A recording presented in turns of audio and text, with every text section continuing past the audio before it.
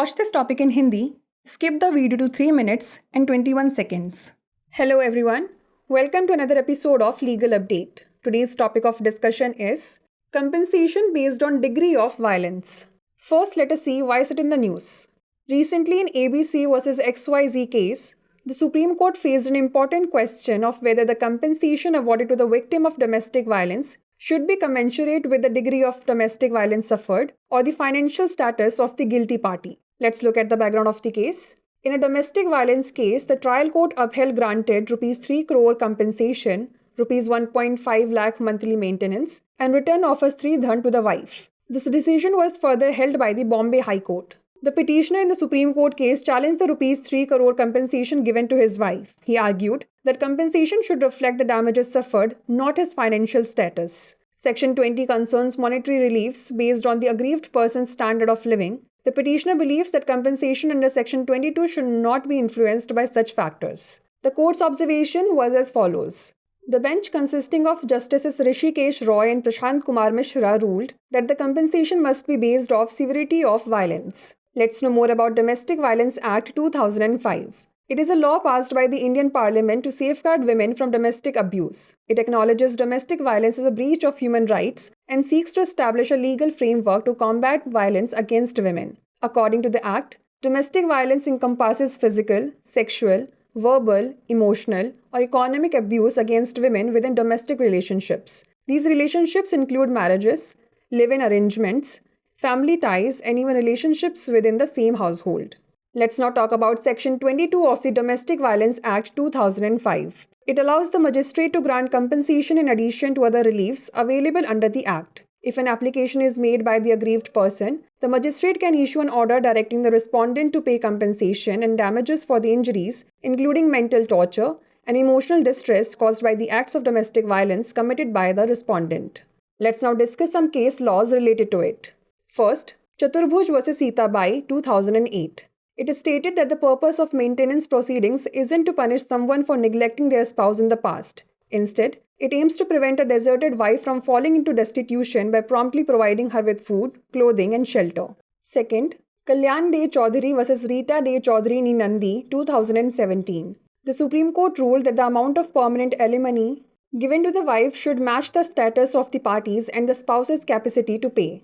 Before we wrap up, here's a question for you. What does Section 22 of the Domestic Violence Act 2005 allow the magistrate to do? Grant divorce to the aggrieved person, grant compensation in addition to other reliefs available under the Act, impose a jail sentence on the respondent, or issue a restraining order against the aggrieved person? Send the answer to this question in the comment section. Like, share and subscribe for more such content. नमस्कार, legal update programme में आपका स्वागत है। आज हमारी चर्चा का विषय है हिंसा की डिग्री के आधार पर मुआवजा। सबसे पहले जान लेते हैं यह चर्चा में क्यों है। ABC बनाम XYZ मामले में सुप्रीम कोर्ट को एक महत्वपूर्ण सवाल का सामना करना पड़ा कि क्या घरेलू हिंसा के पीड़ित को दिया गया मुआवजा घरेलू हिंसा की डिग्री या दोषी पक्ष की वित्तीय स्थिति के अनुरूप होना चाहिए। आइए जान लेते हैं मामले की पृष्ठभूमि। घरेलू हिंसा के एक मामले में निचली अदालत ने 3 करोड़ रुपए मुआवजा, 1.5 लाख रुपए मासिक भरण पोषण और पत्नी को उसका स्त्रीधन लौटाना, इस फैसले को आगे बॉम्बे हाई कोर्ट ने बरकरार रखा।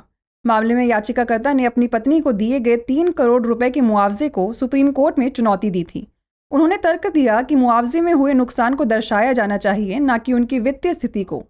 धारा 20 पीड़ित व्यक्ति के जीवन स्तर के आधार पर मौद्रिक राहत से संबंधित है। याचिकाकर्ता का मानना है कि धारा 22 के तहत मुआवजा ऐसे कारकों से प्रभावित नहीं होना चाहिए। न्यायालय के अवलोकन की बात करें तो न्यायमूर्ति ऋषिकेश रॉय और न्यायमूर्ति प्रशांत कुमार मिश्रा की पीठ ने फैसला सुनाया कि मुआवजा हिंसा की गंभीरता पर आधारित होना चाहिए। चलिए जान लेते हैं घरेलू हिंसा अधिनियम 2005 के बारे में। यह घरेलू दुर्व्यवहार से महिलाओं की सुरक्षा के लिए भारतीय संसद द्वारा पारित कानून है। यह घरेलू हिंसा को मानवाधिकारों का उल्लंघन मानता है तथा महिलाओं के विरुद्ध हिंसा से निपटने के लिए कानूनी ढांचा स्थापित करने का प्रयास करता है। अधिनियम के अनुसार घरेलू हिंसा में घरेलू संबंधों के भीतर महिलाओं के खिलाफ शारीरिक, यौन, मौखिक, भावनात्मक या आर्थिक दुर्व्यवहार शामिल हैं। इन रिश्तों में विवाह, लिव इन व्यवस्था, पारिवारिक संबंध और यहाँ तक कि एक ही घर के भीतर के रिश्ते भी शामिल हैं। वहीं घरेलू हिंसा अधिनियम 2005 की धारा 22 की बात करें तो यह मजिस्ट्रेट को अधिनियम के तहत उपलब्ध अन्य राहतों के अलावा मुआवजा देने की अनुमति देता है। यदि पीड़ित व्यक्ति द्वारा आवेदन किया जाता है तो मजिस्ट्रेट एक आदेश जारी कर सकता है जिसमें प्रतिवादी को उस प्रतिवादी द्वारा की गई घरेलू हिंसा के कृत्यों के कारण हुई मानसिक यातना और भावनात्मक परेशानी सहित चोटों के लिए मुआवजा और क्षति का भुगतान करने का निर्देश दिया जा सकता है। चलिए जान लेते हैं इससे जुड़े कुछ केस कानूनों के बारे में। पहला, चतुर्भुज बनाम सीताबाई 2008। इसमें कहा गया है कि भरण पोषण कार्यवाही का उद्देश्य किसी व्यक्ति को अतीत में अपने पति की उपेक्षा करने के लिए दंडित करना नहीं है। इसके बजाय इसका उद्देश्य परित्यक्त पत्नी को तुरंत भोजन, कपड़े और आश्रय प्रदान करके उसे अभावग्रस्त होने से बचाना है। दूसरा, कल्याण डे चौधरी बनाम रीता डे चौधरी नी नंदी 2017।